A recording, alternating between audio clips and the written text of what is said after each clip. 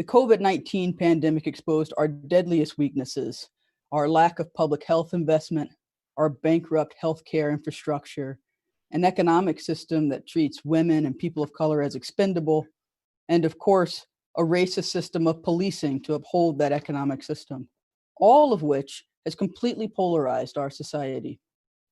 This has become even more evident as many states start to reopen. These tragedies have also brought out some of the most authentic solidarity. For example, union bus drivers in Minneapolis refused to help police transport protesters to jail. Mutual aid funds have emerged all over the country, even in the smallest of towns, to support the families of those out of work or struggling with the virus, especially those who might be overlooked by federal aid, such as undocumented immigrants and the formerly incarcerated. Jobs with Justice launched a National Worker Solidarity Fund to help get resources to these local pots. When jobless workers from food service to retail expressed concern over an inability to pay rent, Jobs with Justice launched a campaign targeting corporate landlords, demanding they forgive rents and share the sacrifice the rest of us were having to make, pushing at least one company to do so and Congress to move legislation for rent relief. An organization continues to stand in solidarity with unions fighting for survival in this moment, from saving the Postal Service with the American Postal Workers Union to fighting with the American flight attendants to ensure stimulus to the airline industry keeps flight attendants on payroll.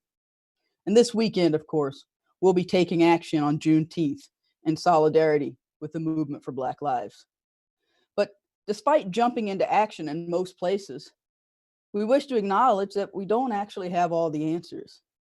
In just over a week, the movement for Black Lives has blown open opportunities to change society for people over profits in ways that many of us thought would take decades.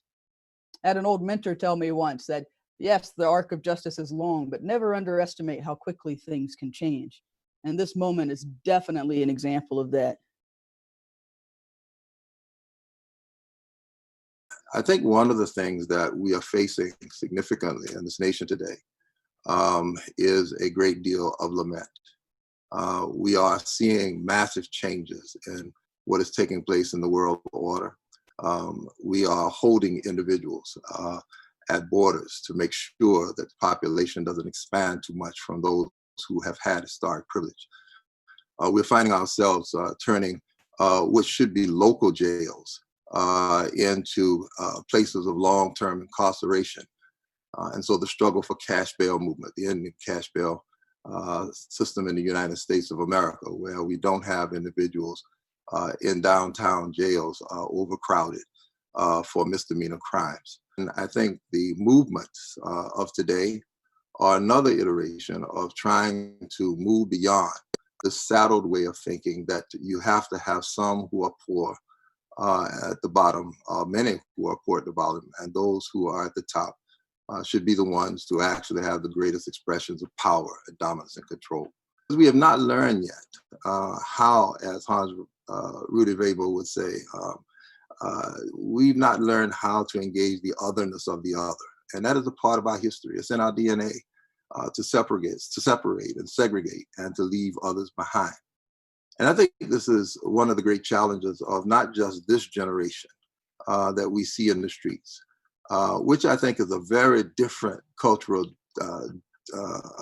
generation. When I see white girls, and let me say ladies or women, who are in the street taking rubber bullets, saying Black Lives Matter, there is something different going on in the United States of America, particularly with regards to the marginalization of race and culture and class. And I believe that we are in a period where we have trapped all people in some ways that they cannot run from.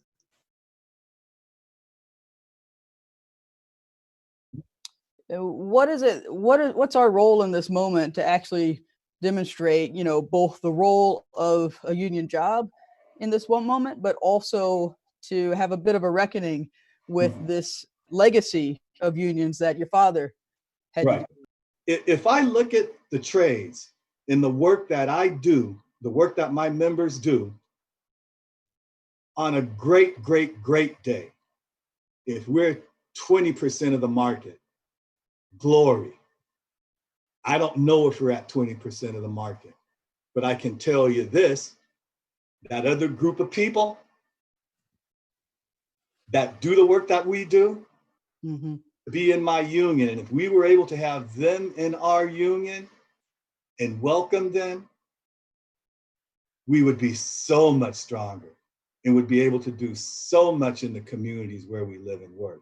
Because I can tell you, when I'm looking at the membership that I represent, there are people who are under DACA,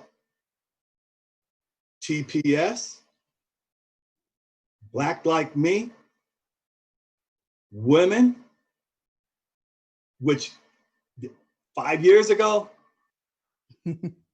5 years ago, wasn't too many women in our trades.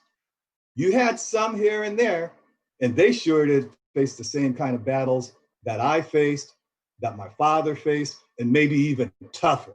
Mm-hmm. And yet they pulled through and hung in there. And even now, being able to have that base of membership that we have, that's why I'm excited about being able to lean in with the folks that are out there protesting and demanding change, whether it's regarding healthcare, whether it's regarding safety on the job, whether it's just being able to say Black Lives Matter.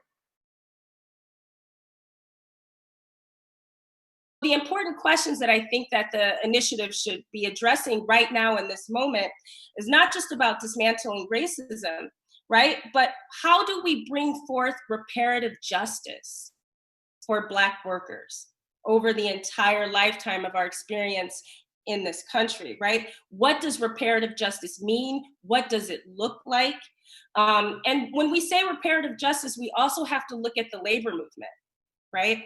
And so some of the histories and legacies that were referred to by Smiley and Ken were about how can we decolonize big labor to make sure that Black worker issues are the center of bargaining, that community issues, whole worker issues, which Smiley does a lot of work with, and sort of this, what she calls whole squid organizing. How do we make sure that that gets centered in recreating or creating a just society for Black workers to thrive? Jobs with Justice, our local coalitions, you know, it's one of our principles is, you know, we prepare for the crisis before it happens, right? And so we're built to build relationships and long-standing relationships for these moments. And, you know, something that really came up for me and what we saw in Orlando, and I'm sure across the country with organizers, was around how Jobs with Justice is positioned to be the bridge between movement and institutions that, you know, have been built around movement, right? And we hold that tension, but also that bridge of connecting the two. And so that's, I think, one way that stood out, like, yeah, we really are that bridge, and we really are clear on our role to really how our institutions adapting to supporting these movement moments. But we've got to first recognize that the system itself says that essential workers are disposable and has said that since the beginning. That from enslavement to now, you have been the backbone, you have been the thing that made sure the system could survive, but you were always expendable. That is where we as workers, as working people, have to know the power of our labor, the power of our contribution. And when we see capitalism took a major hit with COVID, y'all.